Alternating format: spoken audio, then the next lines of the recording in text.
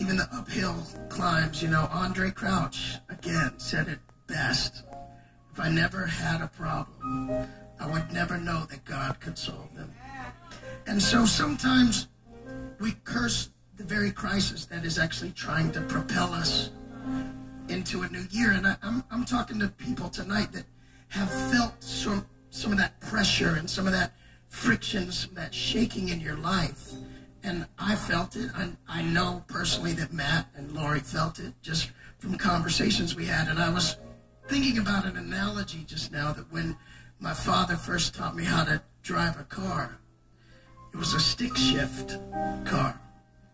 And, you know, I didn't really know what I was doing. So, you know, when you're first starting, it's not second nature at all. And you're trying to figure out, okay, when do I let go of the clutch? And how much do I put on the gas? And when do I change?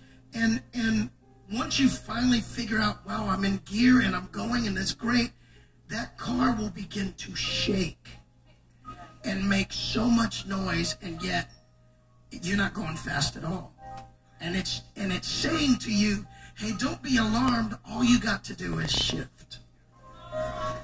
And this year really marks, for me and prayerfully for you, a shift. That all of that shaking and all of that pressure and all of that rattling that was maybe sent to alarm you and freak you out and make you jump out of a car that is moving perfectly fine. Just allow the presence of God, the Spirit of God, to reach down and help you shift. And what happens in the next gear, and I believe this is not just a new year, but it's a new gear. And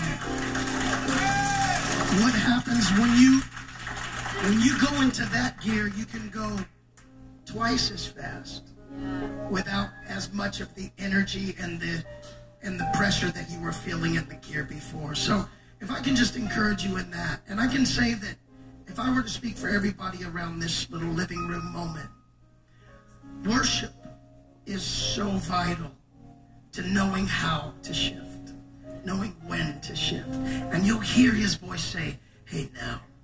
And there have been times, even recently, where I have felt like I could flip out about something, I can freak out about something, or I can just allow him to help me shift. And in so doing, he steps in so beautifully and helps it happen. And when it does, suddenly I'm moving at a faster pace. I'm experiencing something different, and I'm experiencing quiet for the first time. I want to speak to everybody who has become so addicted to chaos, so used to upheaval in your life. Don't be alarmed when God shifts you, that quiet comes and that peace comes. And when it comes, listen, I've met people that in peaceful situations, they have to mess something up because they're not used to it. What's going on? I'm encouraging you. I pray that this year be a year of peace for you, that it be a year of acceleration in the right gear. And all of that noise and all of that rattling and all of that pressure that's been going on would cease because of his presence, because of his favor, and because of his love. And I declare that over you in this new year. What key are you in, Donnie? E-flat. Why would you be in E-flat? A-flat. A-flat. Yes. That's a good key. It's a perfect key. You in one? So go.